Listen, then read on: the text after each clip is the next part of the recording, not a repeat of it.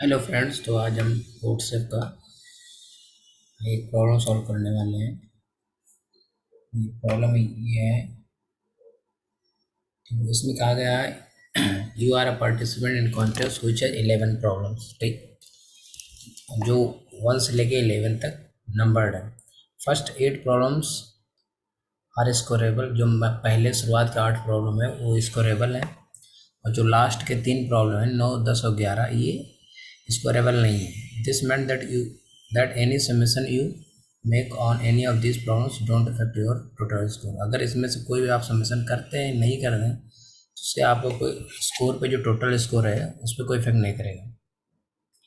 Your total score is the sum of your best scores of all scorable problems. ठीक, सभी का अगर आपका जो टोटल स्कोर का सम है वो सभी मतलब जो स्कोरेबल प्रोग्राम है जो 1 से लेकर 8 तक, उन्हीं का मतलब सम होगा।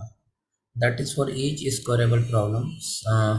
You look at the scores of all summation you made on that problem and take the maximum of these problems, और 0 if you did not make any summation on the problem।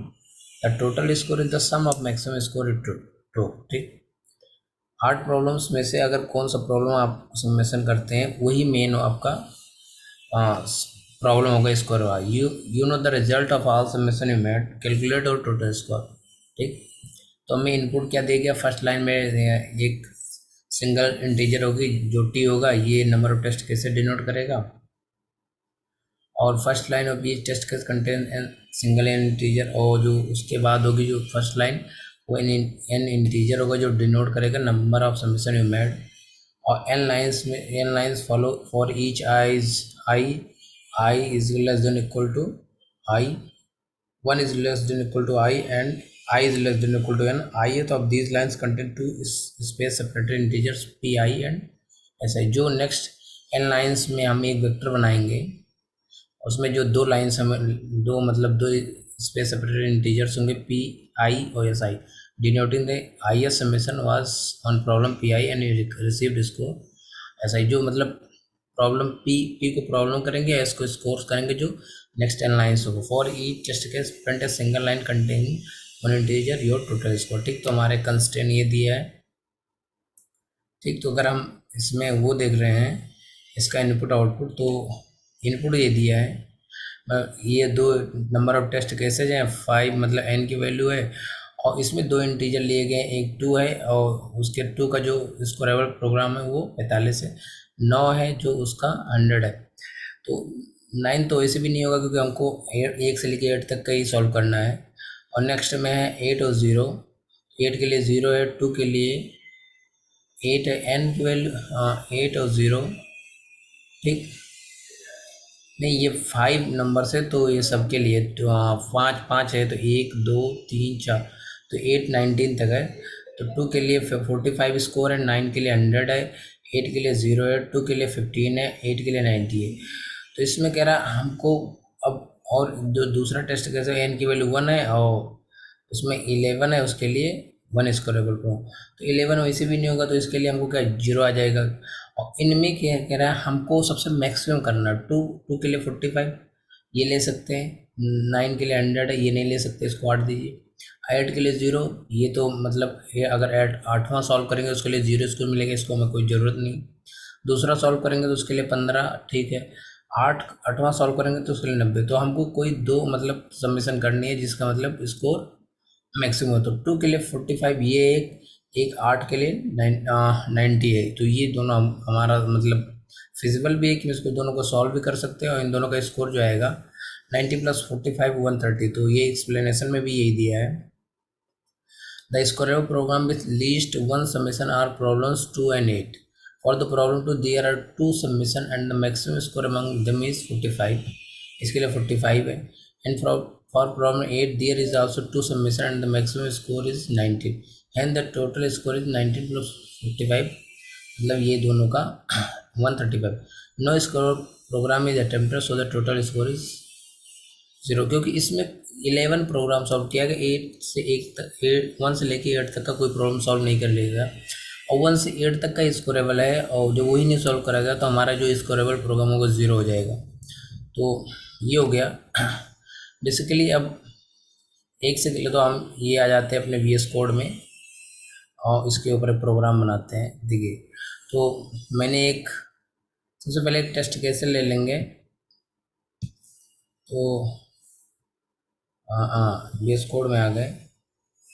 ठीक, तो हमने यहाँ एक function बना लिया solve का, और इसमें हमने n इंटीजर ले लिया है, और हम हमारा जो वेक्टर बनाएंगे वो 9 तक कर लेंगे, क्योंकि हमको 8 तक का स्टोर करना है, तो 1 से लेके 8 तक का हमारे में इसमें स्टोर हो जाएगा।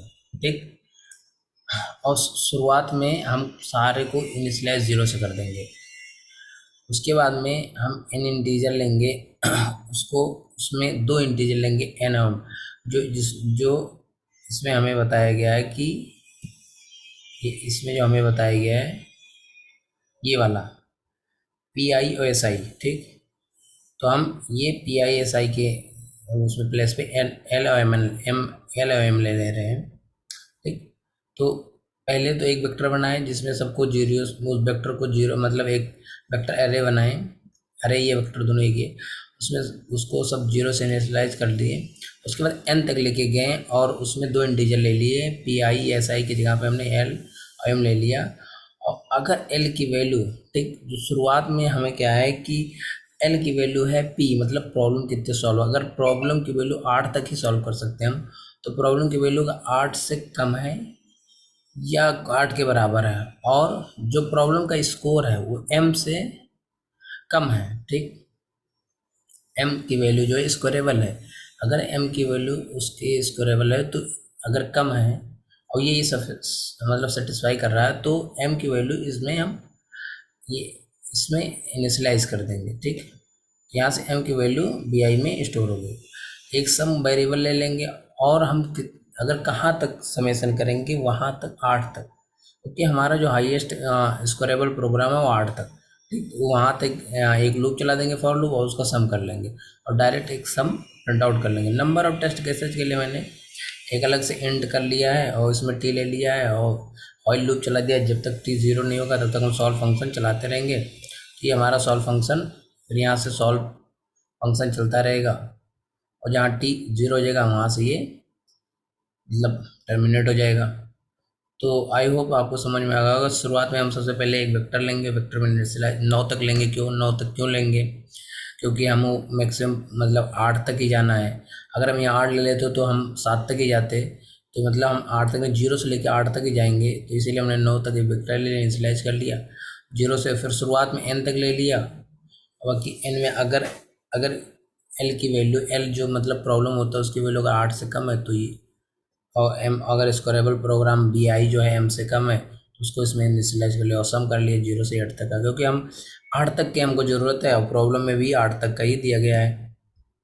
इसमें हमको 8 तक का ही दिया गया है कि हम 8 तक का ही करेंगे। तो आई होप आपको समझ में आ गया हो गया। और अब हम इसको चलते हैं सबमिट करते हैं। Exit full screen. ठीक, तो ये एग्जिट नहीं हो रहा, अभी हो जाएगा। थोड़ा सा लोड होने में टाइम लगा, तो हम यहाँ पर हमने प्रॉब्लम को सबमिट कर दिया है। अब इसको रन करके देखते हैं कि प्रोग्राम सही है, हमारा आउटपुट सही दे रहा है कि नहीं। ठीक, तो कंपाइल एंड रन पे हम जाके क्लिक करते हैं और वेट करते हैं थोड़ी देर के लिए कि हमारा प्रोग्राम जो है वो सही है कि नहीं। तो सेम प्रॉब्लम मैंने VS कोड में यहाँ से आगे कॉपी और पेस्ट कर दिया है। तो कुछ टाइम ले रहा है ये सबमिशन में, नेटवर्क की थोड़ी सी प्रॉब्लम हो जाती है। ओके, ओ रिफ्रेश कर दिया था।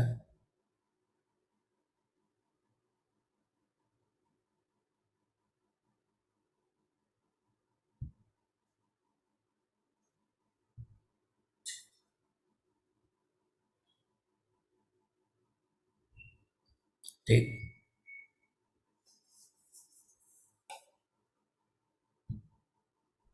सबमिट करते हैं डायरेक्ट, गलत होगा तो वही देखा जाएगा।